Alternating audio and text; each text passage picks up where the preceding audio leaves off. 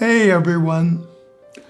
Years ago when I was learning about wheelchair etiquette, man, I never thought that I'd be the one in the chair.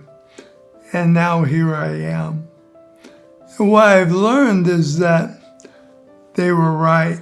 There are things to consider when you're dealing with someone in a wheelchair.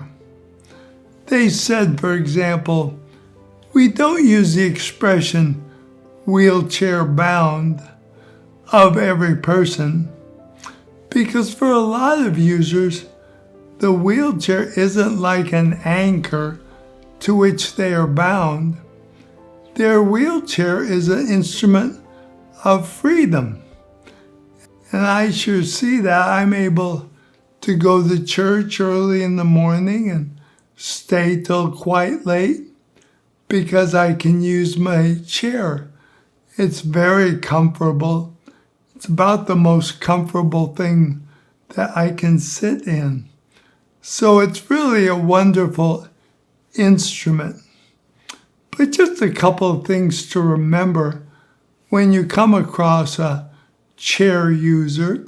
For one thing, be careful about touching the chair. Some users, have been in a chair for so long that it's almost like it's a part of them. And just as you might not go up and touch someone unless you're quite familiar with them, think twice about grabbing at or leaning on a wheelchair. It's important in my case, not so much because I worry about that, but because my chair uses this joystick.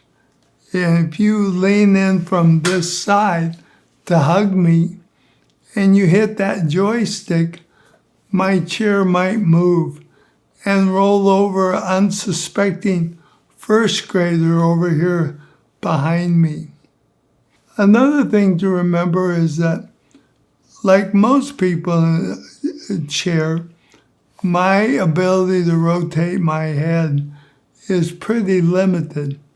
So unless you're out here, I can't see you.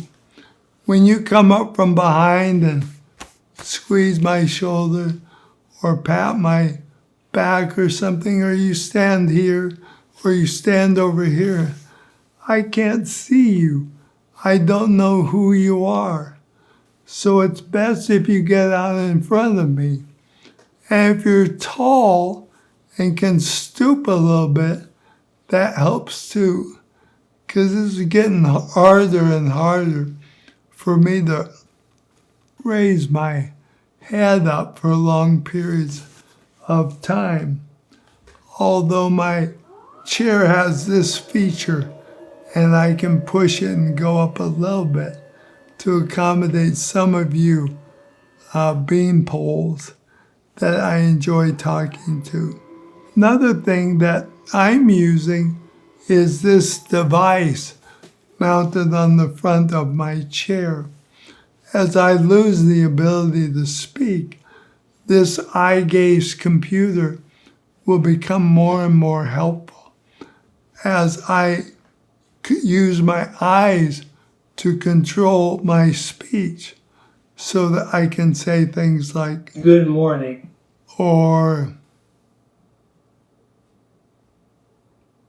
"I'm Dale," or "I use this device to communicate. Please be patient." it takes a while to get around from screen to screen, and I'm just learning it.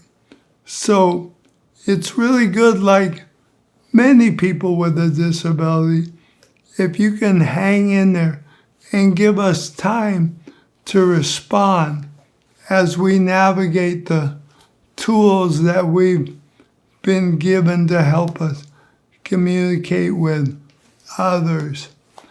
My speech therapist and I have put all kinds of funny things on my eye gaze computer, which gives us a laugh, but I worry that during church, like right in the middle of the sermon, my eyes will be flitting around and suddenly I'll say, "What's all the hubbub about?